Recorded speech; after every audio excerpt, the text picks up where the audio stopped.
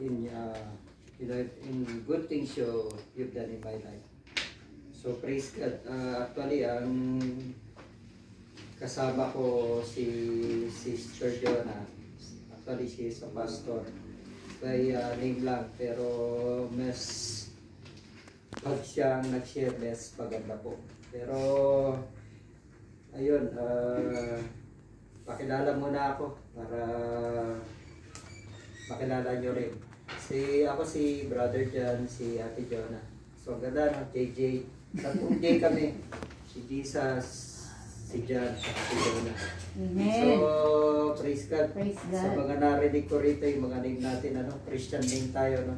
Ang DNA natin, si Jesus Christ. Yes. Dugo ng anak. Kaya pagka mga Christian nagsama-sama, nakikita mo yung kadugo mo. Tama yung sabi ni Ate.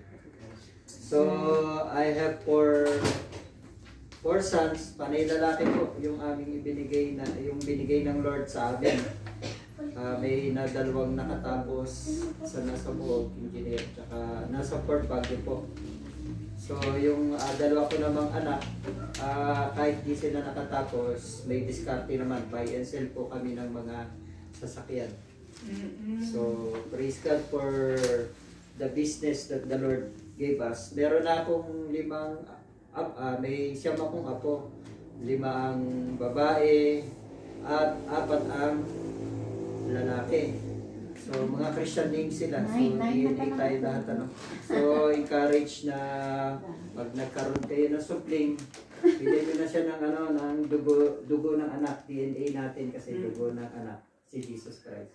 So, ang daming pangalan sa Bible. So, I was a friend of Sister Linda. Yun nga, yung sinabi niya na sa Governor Park Road kami nagkakita.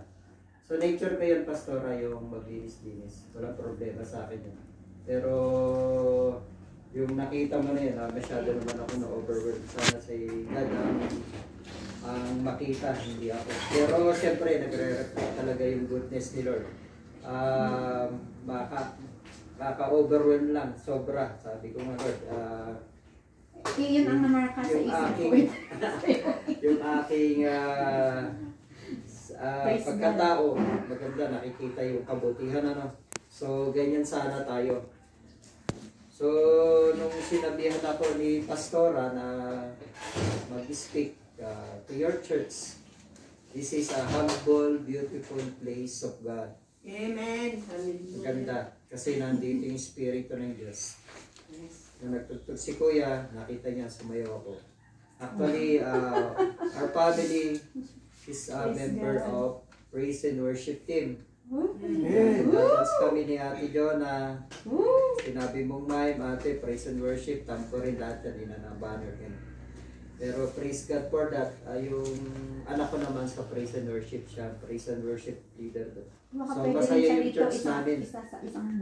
So sabihin ko lang yung church ko, pero hindi ko pinapromote yung church namin. Siyempre para makilala nyo rin kami. Yes. We are your brother and sister from Shalom by the Grace of God Church. Our church is located at Magsaysay. Doon sa Resurrection John, dito sa kami sa kabilang building, yung Hallelujah building. Christian kasi may-ari si Pastor Richard. Sa basement, yun ang aming inupahan. So praise God. 25,000 si Lord ang nagbabayad. Sa tulong at ng mga miyembro din. Siyempre, pag pinuesto ka ni Lord sa maganda, siya ang bahala. Amen. So, start ko na. Ako ay may kwento. Yun na lang sana. Sana. Pero yung kwento ko po may kwenta. Sana pulutin nyo lahat yung value.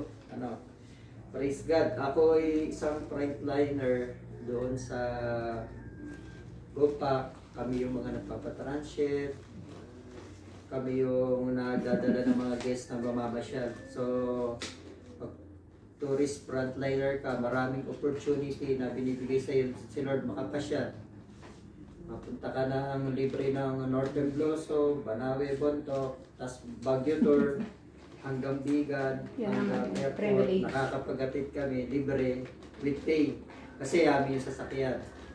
So, praise God for that. Pero, ganun pa man, dahil yung ibang mga kasama ko, malaya yung pera. nagagamit nila sa iba naman. Maraming bisyo doon, alam niya ate. Oo. Grabe. Grabe. Mabuti may mga Christian doon na nag-pray.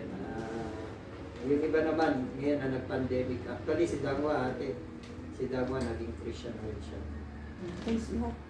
Tsaka yung iba doon may mga nagsisimba. Si Brother Dante naman, yung pamangking ko, Christian din siya talaga. Pero Ay, mas even si malakas. Brother Edwin, bumalik. Nung nagsisimba sa friend ko, si Pastor Elma. Oh, praise God Yeah, for that. yes, So, yes. Na-meet ko yun siya. naman, kung saan tayo workplace, kailangan natin ito. Oo, kailangan natin talagang So, ipag-pray. just like to thank the Lord sa kabutihan niya sa buhay namin, ng pamilya namin. Dumating kami sa Baguio 14-16 ko. So, may 38 years na kami. 54 ko na ngayon, 51 siya ng January din. Wala, kayo, birth month.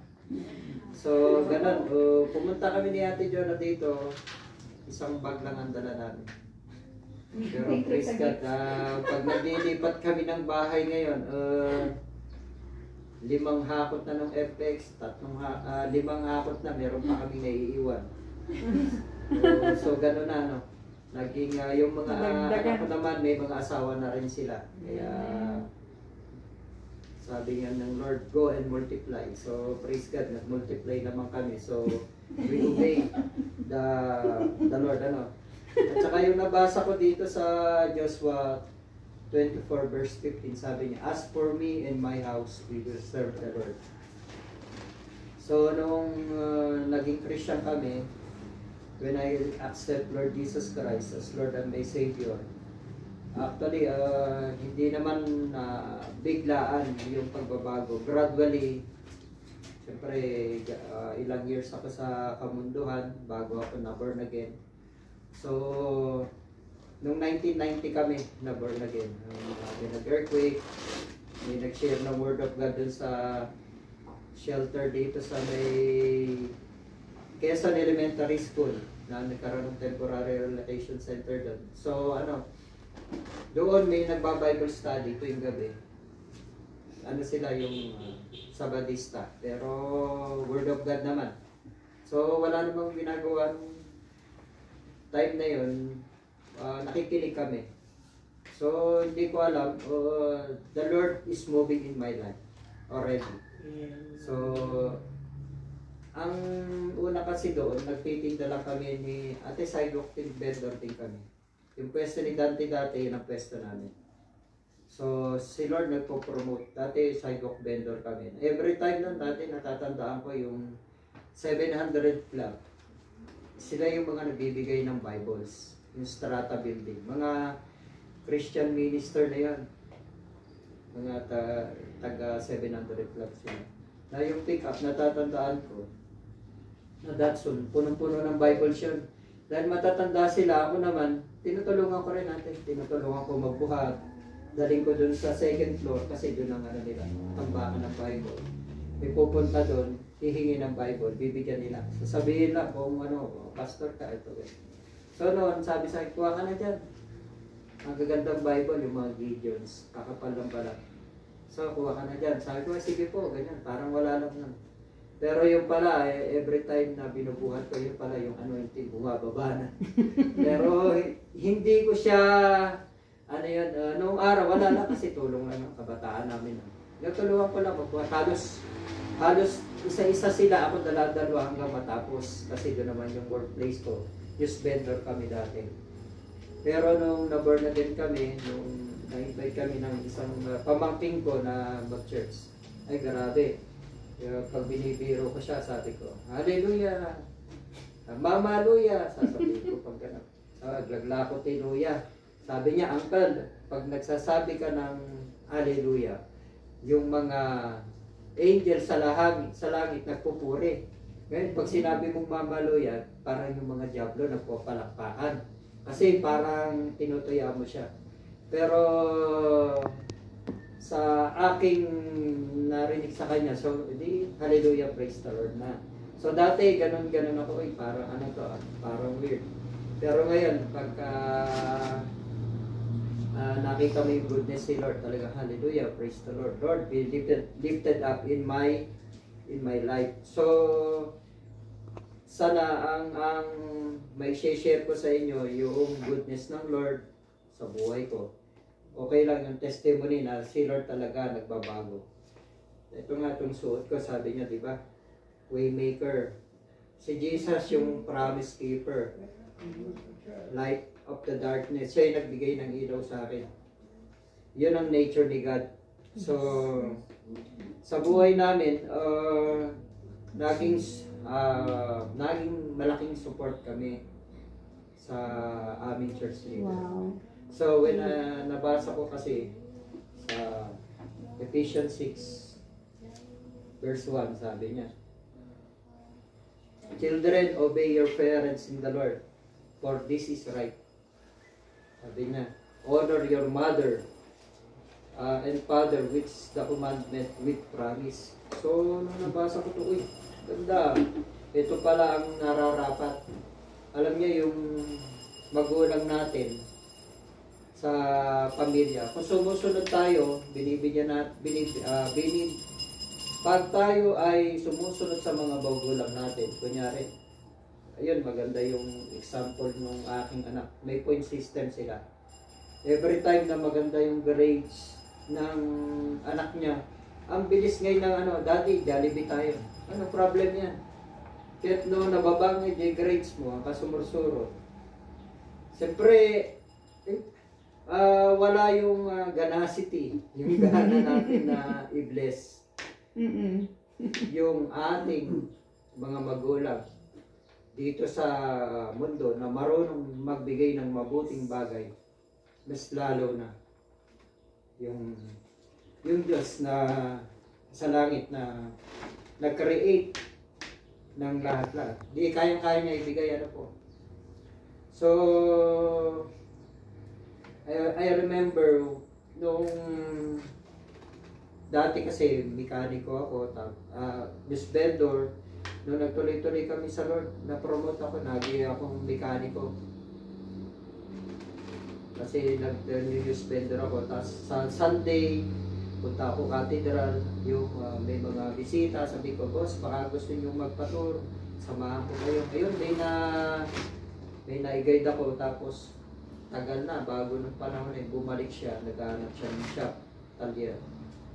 Jadi, "Oy sir, kayo ba yung na-guide ko dati, na i-pasyal ko sa Baguio?" "Hinahanap kita," sabi niya. "Maghahanap ako ng shop sa Baguio, gusto kong samahan mo ko." So, sinamahan ko siya hanggang sa makakita kami ng pwesto. Tapos sabi niya, "Dito ka na magtrabaho sa akin, tuturuan kita." So, praise God for that. Naging mekaniko ako. Tapos nung nagpapatuloy kami sa Lord, punta kami sa church, mag-iis kami. Ang church namin nun, sa slaughter, sako lang ang dingding. Tapos mga plywood, takip-takip lang siya. Kasi pioneering church din, ilan lang kami, parang mga Kalumiki, Dumlao, Ferrer, yung Dakanay, parang 4 o 5 family lang kami noon na nagsimula. Pero ang church namin noon, although malaki, pero bodega siya, dati siyang junk shop, na yung may-ari, yung Dakanay, kinonvert nila yun para sa church. Ngayon, pinless na sila. Mga tagpi-tagpi lang, pero hindi naman yun ang tinitingnan ng Panginoon, yung faithfulness natin, saka yung pag-obey natin. So, yun, naging servant kami ni Lord ng asawa ko, usher, yan, nag-usher kami, nag-ladies kami ng church. Tapos, pag may mga teaching sa leadership, uma-attend kami. Talagang binibigay namin yung oras. Kasi yun ang importante, maging faithful, available, teachable tayo. So, hindi yung kailangan lagi tayong merong pusong handang magpaturo. Kasi kung meron ka nun, madali ka mag-grow. That's right. Madali ka mag-obey. Never argue to your pastor. Kasi although kung minsan hindi perfecto ang mga pastor, pero we can tell them in love, yung in a humbly way, pastora, parang hindi po ganyan. Pero never na maging mataas ka sa pastor mo kasi tinalaga sila ng Panginoon para alagaan tayo. Alagaan kayo, ganun. So si Lord mangungusap muna sa mga pastor bago sa atin. So yung support namin sa pastora namin at nakikita ko yung bunga na pagsunod namin sa kanya. Every time na mayroong gawain, before na hindi pa ako nakakapag-Saudi, kami yung ni Mrs. pinapadala sa Rosario, La Union. After service ng church, papadala kami yung mag-aalaga doon ng mga tao. Share kami, gano'n. Ako yung magtuturo sa mga bata. Doon kami sa Palayan. Masaya yung children's ministry. Touch the body, football, tapos share the word of God. Meron mga drawing dito, kukulayan ang ganda. So, na-experience ko yun. Pero talaga, every time na kailangan kami, support, talagang nandun kami. Yung taxi namin dati, Daihatsu, yung loaf bread na maliit. So, yun ang binigay ni Lord. Minsan na dumating yung dulo, yung Christian bookstore, pupunta sa San Fernando. Sakay ko lahat dun, yung mga kabataan, punong-puno kami kasama yung pastoro namin. Di namin alam kung paano nagkasya yung 13 yata kami o 16. Basta nagkasya kami ron. Wala pa namang social distancing. Kaya so, yun. Faithfully, yung Daihatsu na yun, in-offer namin sa Lord. Isa napunta kami Maynila, 10 kami na adult. Kinaya naman, nakabalik naman kami. So, pagka may bibisitahin o emergency cases sa gabi, I see to it na yung sasakyan talagang ino-offer ko sa Lord. Pagka nasira, dalawa kaming may mekaniko ni Ate Jonah. Kasi doon lahat kami kumuha dati ng upa sa bahay, tubig, ilaw, pag-aaral, baon ng mga bata. Sabi ko, Lord, talagang ang laki-laki mo sa buhay ko kasi hindi ko alam kung paano ini-stretch ng aking asawa yung binibigay ko sa kanya. Kasi nag-taxi ako dati, 750 lang yun eh. Tapos naging plus 5, 1250, naging 14, naging 17. Nung 20 na, medyo tumaas yung gas. Tapos na rin naman na yung mga bata, sabi ng mga anak ko, mag-business ka na lang, benta mo na yun. So, praise God sa aking buhay. Inalaw din ng Lord na ako ay makapunta sa abroad, sa Saudi. Nung naibenta ko yung taxi, negosyo kami, ng junk shop din sa Pingit. Maganda naman. Pero the Lord moved in a mighty way. Hindi ko mapantong yung sigat. Kasi nung bumebenta ako, tapos nag-business naman si Ate Jonah sa UB, doon sa kantin. Hindi pumukol. Tapos yung business ko rin, nagkaroon ng Yolanda, yung mga malalaking bagyo sa part ng Bisaya. So yung mga scrap doon, kunyari, isang buong syudad nila, naging basura na. Kuha ka ng yero mo, bakal mo, nandun na, natatabunan. So parang mas mura ang benta nila, pati yung mga wires na yan, mga gambang bakal, gano'n. Naging waste yan. So, bumagsak ang sales namin nun. Puno yung aking bodega. So, hindi ko siya maibenta dahil bigla akong malulugi. So, inintay ko, wait lang, hanggang sa parang bumababa na, ay hindi na kaya. Sinarado ko yung junk shop. That time, may desire din ako sa loob ko na makapag-experience abroad. So siguro yun ang kaparaanan ng Panginoon. Siyempre kung maganda yung business ko, dire-diretso pa yun, hindi ako makaka-abroad. So ngayon ko lang naiisip, si Lord maraming sabi sa Jeremiah 29:11, for I know the plan I have for you, plan to prosper you and to give you hope and expected end. So hindi pa naman nag-e-end, hindi ko pa naman i-expect. So maganda yung mga plano ng Lord. Alam niyo pagdating doon sa Saudi, 3 months ka kasi hindi makakalabas doon. Hintayin mo yung residence ID mo para makalabas ka. Kung hindi, doon ka lang sa workshop, sa kwarto mo, gano'n. May wifi naman. So, 3 months na nagpe-pray ako, Lord, hahanap ko na yung presence mo dahil siyempre sa bahay mo lang, praise and worship ka na. Tapos first time kong nag-abroad na nawalay sa misis ko. Yung pag-ano ko doon sa hatid ni misis sa akin, pagpasok ko doon sa airport, yung hintay mo na aeroplano, ayun, tumuloy doon hapon. Sana yun. First time kong iwanan yung pamilya ko na hindi ko alam kung babalik ako hindi. Pero napakabuti ang Diyos dahil nung nasa Saudi na ako, nung nagkaroon na ako ng ikama.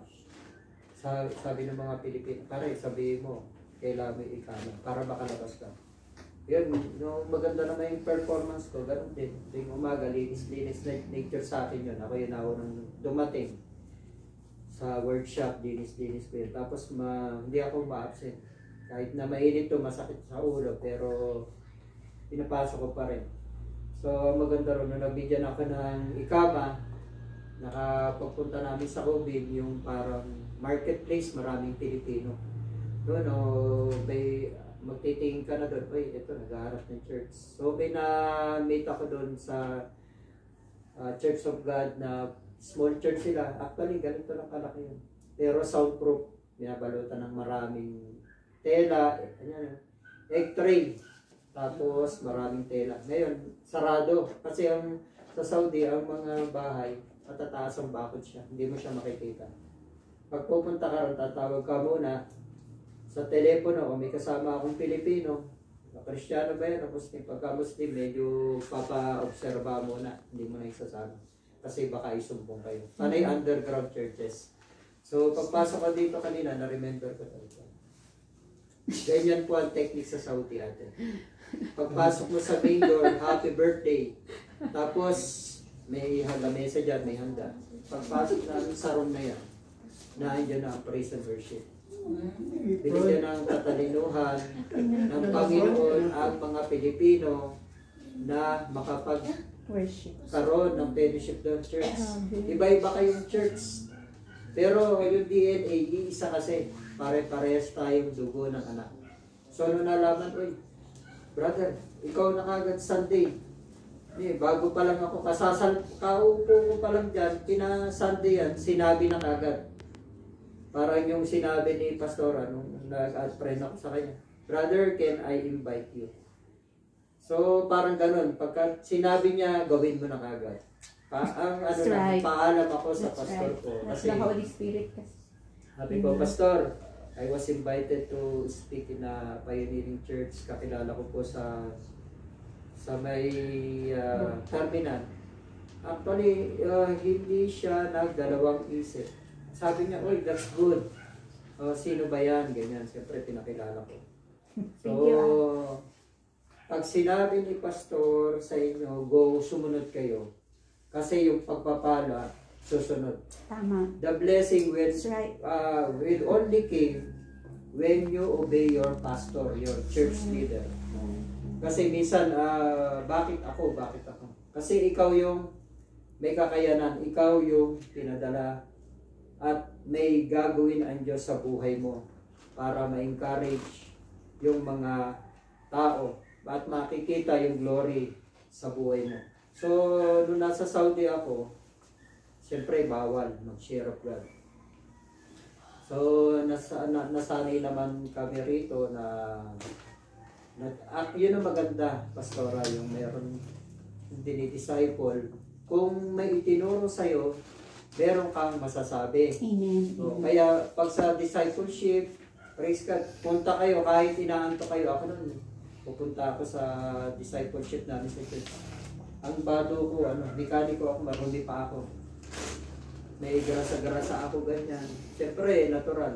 Sabi ko, ma, dala mo nga ako ng damit sa church para pagka siya ang tagadala ng damit, magkaiswela kami sa discipleship. Praise God, nakapag Bible school sa awa ng Panginoon. Pero si Mrs. ko talaga yung nakatapos. Kasi ako yung kailangan kong mag-work. Yung sacrifices niya, alam niyo po, nung bago kami sa Panginoon dati, na kasi siya, ang hirap ng adjustment na ginagawa niya para sa akin na makita ko lang yung light na maisama niya ako. So, pag uwi ko ng bahay, wala siya. Tapos, ay ko, ano ba naman to? Wala pang pagkain, ganyan. Tapos, sinundan ko siya sa church. Yun pala yun. Tinignan ko, nakaupo lang ako doon sa labas. Sabi nagsa-service. Nandiyan na ako sa labas. Sige, pasok ka na kahit doon ka lang. So, sige, doon lang ako sa gilid. Pina-observe ko lang sila, ganyan. That God was very good to me. Na inalaw niya ako makapasok sa kanyang kaharian. Yung first thing ko lang, when you take your first step, going to the Lord, surely the Lord will move into your life. Alam mo, nung hindi ko pa siya naintindihan yung mga gawain, may pupuntahan siya ng isang kapatiran na si Pastora Dina. Pupunta siya sa bahay. Yan na, Sister Jonah, may ano tayo, may bibisitahin site tayo. Alam nyo, ikinandado ko siya. Yung, alam mo yung tali, kadena ng aso, kinandado ko rito sa paa. Tinalay ko sa ano, sa kama. Sa maganda testimony kung siya magsasabi. Kasi siya naka-experience.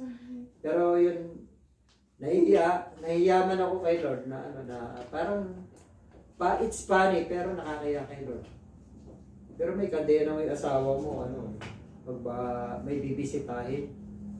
Pero ngayon every time na may gawain ay yes kaagad kami. Actually, sa church namin meron kami 3 days encounter with the Lord. Yung seminar na yon, yung 3 days EGR ang tawag doon. 3 days encounter with the Lord. Napakaganda nun. Talagang pagka-Christian ka, ini-encourage namin kayo. Pag nakapag-EGR ka, pag nakapag-encounter ka, yung 3 days na binigay mo sa Lord, ang sabi ko, spiritual growth mo. Dati, parang sabi mo, 1 year ka pa lang o months ka pa lang. Pag nakapag-EGR ka, yung spiritual growth mo, parang 5 years na. Yung 3 days na yun, magiging parang 5 years yung spiritual growth mo kay Lord. Kasi may encounter mo siya face to face. Ngayon, pag may EGR, yung encounter, kami ni Ate Jonah, talagang alam nila na kami yung magluluto, kami ang guide doon, kami ang magbabantay. Kasi incubated yun. Kung maaari, hindi pa pauwiin yung mga nag-EGR. Para kasi may morning, may dawn prayer, tapos may sharing the word of God. Every topic may praise and worship, kaya magigising ka. Kami yung may tigaabot ng mga kape, candy, kasi 3 days yun na seminar. Pero hindi ka nakakatulog. Alam mo kung bakit? Kasi parang sigad, kaharap mo na Lord. Face to face na kinakausap ka. Nililinisan ka, talagang binabasbasan ka. Makikilala mo yung relationship mo kay God. Dapat tayo laging righteous kay God. Amen. Righteousness in God is right standing with God. Amen. Kaya pag tinawag ka ni Lord, Lord, ano kaya ang sasabihin ko? Ang dami naman. So, sabi ko, Lord, yung mga gusto ko pagka ako nagtumayo rito, kayo ang makikilala sa buhay ko.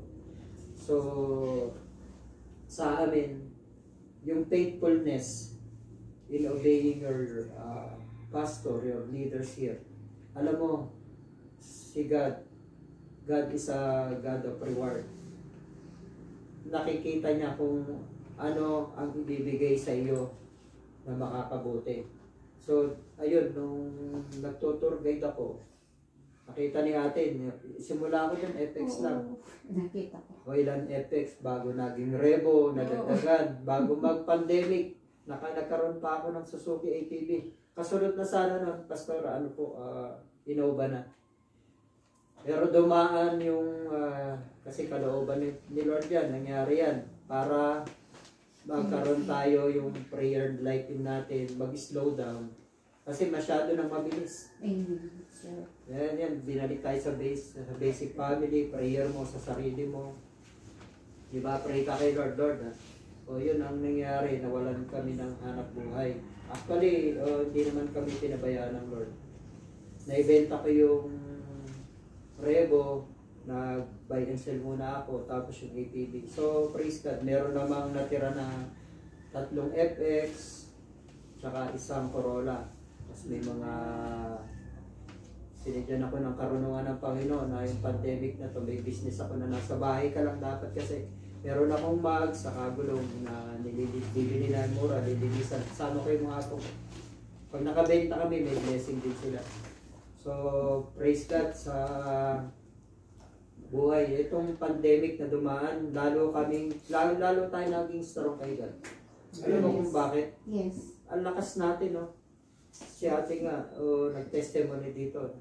Wala. Negative. Praise God for that. Diba? Amen. We are serving a big God. Yes. Do not see this church na maliit. Amen. Nagsimula kami, ganito lang. Halos ilang pamilya lang kami. Kami na-shaken. Dumami yung church, na-shaken. Tinatabas ni Lord yung hindi para sa'yo. Tama. That's right. Tapos, yung matitira, the fruit that will remain, makikita mo. Pag ikaw pinadala, ito yung dating, yung isang pamilya dyan sa Green Valley. Kami, pinapadala ni Ate Jonah doon. Isang kabataan lang na lalaki. Sisharean namin. Yung mga nanay-tatay niya, dadaan-daanan lang kami. Okay, pero bisita, ganyan. Hindi sila nakikinig. Natandaan ko yun, yung taxi na yun, ginamit namin. Ngayon, isang buong pamilya niya, naakay na. Ang maganda ngayon, doon sa bahay nila ngayon, 1 plan na sila. Sabi ko, grabe Lord, kung hindi kami nag-step in faith, ano ba ang kakayanan namin? Pero si Lord, hindi siya respecter ng person. Pag nakita kanyang available, teachable ka, kailangan mo yung submission sa leader. Kapatid, ang tingin sa atin dito, hindi tayo ganito lang na pipitsuging Kristyano. Ang calling sa atin is to minister God. Kahit hindi ka pastor, basta ikaw ay nagpaturo, yun naman eh. Kasi anong i-share mo kung wala ka? You cannot give what you do not have. So, mag-submit tayo sa church. Pag mayroong ibinigay sa atin, ngayon maganda na ngayon. Ngayon, pa-xerox ka, ito kapatid, arali mo, tanong ka nga kay pastora ngayon. Diba? Noon araw, kami, sulat-sulat, dictation, ganyan. Kung ano naintindihan mo, sulat. Kahit mali grammar, kahit mali ang spelling, ano pa rin. As long na naintindihan mo si Lord, pag binigyan ka ng 1 verse, it will expand. Amen. So, ayokong kunin yung maraming yung oras. Pero, si Lord kasi marami sinasabi. Pero Lord, meron akong